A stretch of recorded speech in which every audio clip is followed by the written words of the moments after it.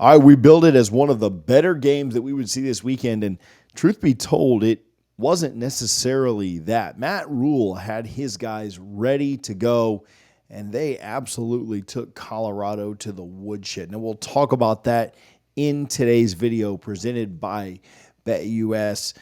Colorado certainly didn't look prepared for this one. And it's tough. I know they're playing behind an offensive line that is just not up to par. But, man, Nebraska looked like the team that we thought they would be. Much more physical, much more imposing, just ready to kind of lay the hammer, lay the wood at all times. And Colorado, man, just could not get anything going. 28-10 final score. Probably wasn't that close. Obviously, it's 28-0 at halftime, and then Nebraska is just kind of in cruise mode from there on out. Didn't really look especially great offensively. I mean, shoot, even, 21 of those points were all that they scored offensively. They had the pick six early, but did enough to handle Colorado with relative ease. And it's probably somewhat concerning for Coach Prime's squad. It's probably pretty exciting for Matt Rhule's team, but he certainly had his guys ready to play. From the jump, they were ready to go. And Dylan Raiola, man, I don't really know what his long-term prospects are. Nebraska fans, that's not me doubting him, but man, through two games, he's everything you'd want a true freshman to be. I mean, you can absolutely say that. He looked pretty poised. He, certainly wasn't perfect, but 23 of 30, I think, for 185 yards, a touchdown. He threw the ball fairly well. Colorado is certainly not known for having a stellar defense, but he absolutely found the guys that needed to. He went and did the work that he needed to move the ball. He never looked flustered. He always looked in command. He always looked kind of in control. Again, I don't know what his long-term prospects are, but 2 games in, I think you have to be pretty happy with the way the true freshman is playing, especially if you expect him to develop. If you expect him to get better under Matt Rhule, which you'd be shocked if he doesn't. But really good debut against a team that, man, let's face it, Nebraska absolutely blew it against last year. Colorado certainly salted it away and extended the lead late. But, man, this was a game that Nebraska absolutely should have been in and kind of blew it early in the game. Man, Colorado couldn't stop the run. 150 rushing yards if you take 150 plus if you take sack yardage away. Nebraska did whatever they wanted on the ground in the first half. And Colorado couldn't run the ball at all. Well, they have 20 rushing yards. I mean, a little bit more than that if you take their sack yardage away, which there were a lot of sacks we'll talk about in a moment. But Colorado just never seemed comfortable. They never seemed like they could get anything going. Maybe got some stuff going and after it was too late, after it was, 28-0 at the half, and you're thinking, man, the comeback here is almost impossible. But even then, they kind of had their chances in the second half. They got down close. They couldn't score. They missed field goals. It wasn't their best performance by any means.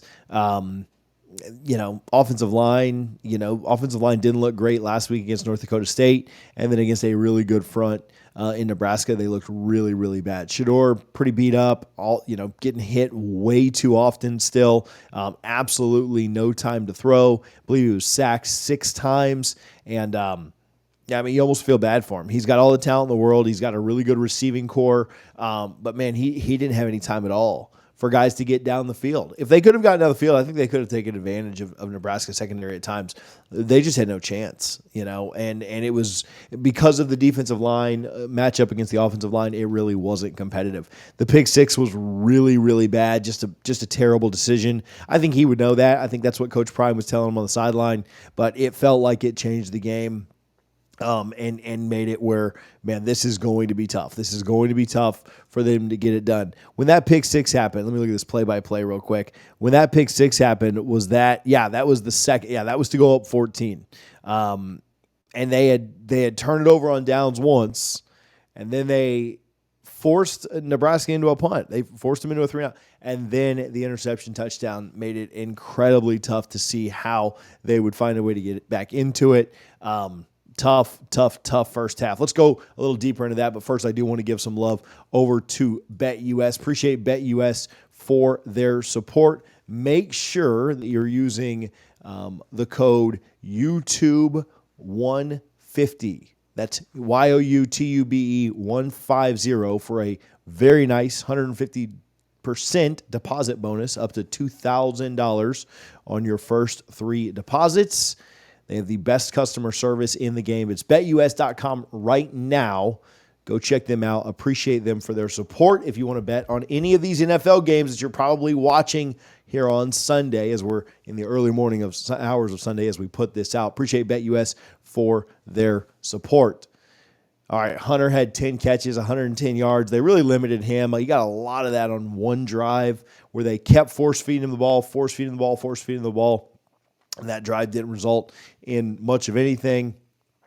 The Buffs weren't able to get any sacks on Colorado. That defensive line that they kind of retooled and portaled in, Okunlulu and the other kid from Pitt, I thought that defensive line would be better. They don't look much better. Now, Nebraska has a very strong front.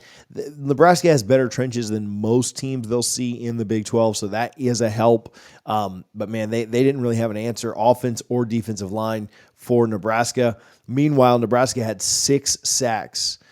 6 sacks in one game. That's absurd. A sack and a half per quarter is nuts. And the fourth quarter was almost all garbage time when you think about it like that.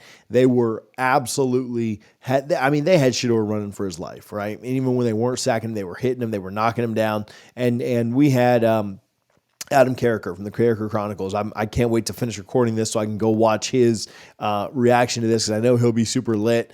But he talked about that. Even though last week North Dakota State wasn't getting the sacks, they knocked him down a ton. They hit him a ton. And he came out late in the game. I think that's just because the game was over. I don't think he was hurt or anything. You guys may know that better than me, but watching this by now, I'm recording it immediately after the game was over and didn't wait around for any press conferences or anything like that. But I have a hard time seeing him make it through the whole year if they can't protect him better. That's not me questioning his toughness. He's probably the toughest kid on the team, him or Travis. Elite talents. I just don't think they have enough around him.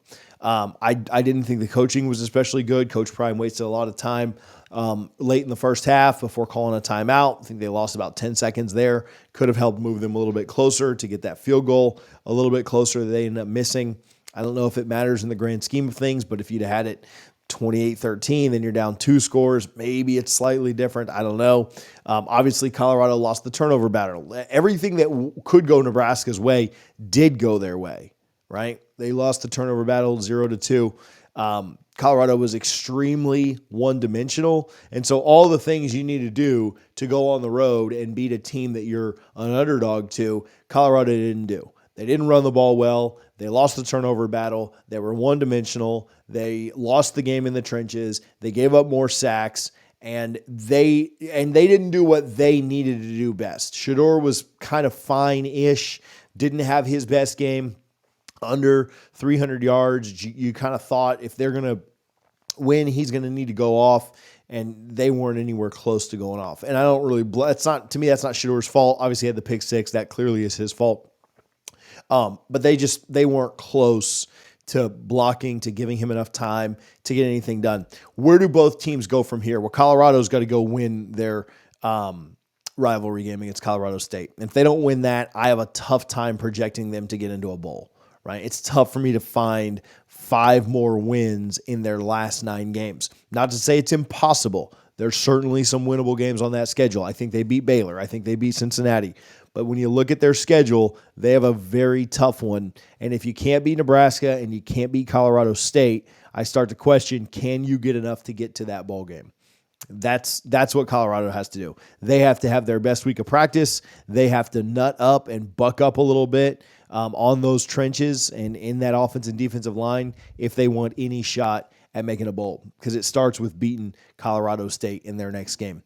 Nebraska, what about for them? Well, you're 2-0. And we talked with Adam about this. The schedule sets up somewhat nicely for Nebraska. That's not to say that they can take any team lightly. They're going to play teams with much better trenches that Colorado had, and they're going to have to get after it. But they got Northern Iowa next. That should be a win. They got Illinois next. Illinois actually looked pretty good today when they played and won against Kansas. Now, Kansas didn't look great. Daniels wasn't amazing by any means.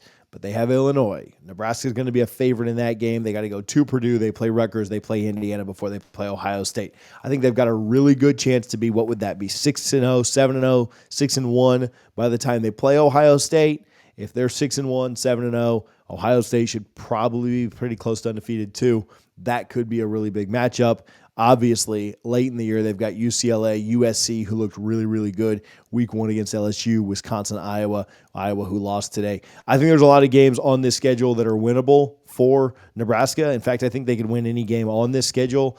The Ohio State one might be tough to see, especially up there at the shoe, but I think it's wide open for Nebraska right now. That said, they can't get too high on their own supply, right? They can't start drinking their own Kool-Aid too much yet, because I do think that they had a really, really nice game against Colorado. This is not the end-all, be-all. This is not the, oh, well, you beat Colorado, so everybody else is just going to lay down in front of you. No, you went out, you played a really good game, you made Colorado one-dimensional, but the warning and what Matt Rhule will tell his team, the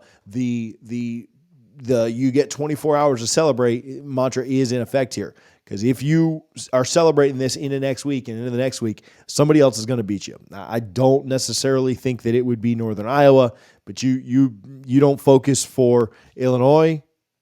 You don't focus for something, which Illinois, I think that's a Friday night, right? 9:20. That's not the weekend. I think that you really have to turn it on and make sure that you're prepared. Fortunately, that game in Lincoln, I think they're going to win it, but again, Illinois looked really good this weekend. And so you have to keep your mind, right? You have to keep your mind right. If you're Nebraska, you can't this is a big, big win. And this game means a lot for them. And you bring on everything that Coach Prime brings on with it, and the game means even more. But it was one win, and now it's done, right? Celebrate it tonight. The fans are going to celebrate it for a few days. That's fine. You got to move on from it. You got to move on from it and get back to work. Nebraska's got bigger goals than just beating Colorado, right? And with a first-year true freshman starting quarterback, they've got goals that are pretty big, right? And it's going to be tough. Not going to be easy to hit some of those goals, but they need to get back to work. Matt Rhule seems like he absolutely has this program trending in the right direction. After a better year, not necessarily the year they would want last year, but a year where they feel like they're trending up this year, recruiting trending up, everything kind of going in the right direction. It feels like this was a big win for the program, a big win for Matt Rhule, a big win for Raiola. And as big of a win as it was for them, pretty tough one for Coach Prime, a pretty tough one for Colorado. It's not just that they lost. They were an underdog in this game. They didn't look close in this game. They weren't inches away. They didn't lose it on a last-second field goal where they could build upon it. They need to go back to the drawing board and figure some stuff out, because some of the struggles they had against an FCS program in North Dakota State showed up tonight against a Power 4 program, and they got taken to the woodshed. And they absolutely got dominated in every aspect of the game, and it's got to get better. Jimmy Horn had some nice plays, nice kick return. We could go on and pick out small victories for Colorado, but just not even close to good enough to win tonight. Nebraska, massive, massive step in the right direction. They're going to be a fun team to cover. We will cover them all year, and we will continue to talk about them. I'm not as big as some guys. I can't talk about every single team in college football, but this game really stood out to me. Nebraska fans have been really good to the channel. Hit subscribe if you're new, if you're hanging out. We're going to talk about you guys all year because you're a fun team. Raiola's a fun player.